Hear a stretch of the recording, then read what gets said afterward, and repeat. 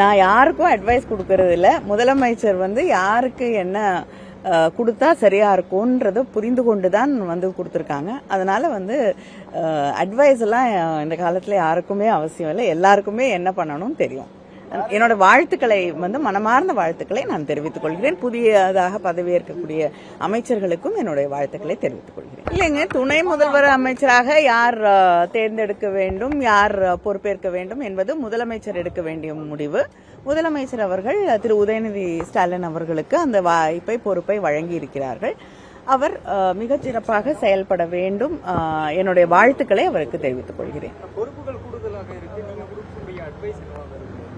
நான் யாருக்கும் அட்வைஸ் கொடுக்கறது இல்ல. முதலமைச்சர் யாருக்கு என்ன கொடுத்தா சரியா இருக்கும்ன்றத புரிந்து கொண்டுதான் கொடுத்திருக்காங்க. அதனால அட்வைஸ் எல்லாம் இந்த காலத்துல யாருக்குமே அவசியம் இல்லை. எல்லாருக்குமே என்ன பண்ணணும் தெரியும்.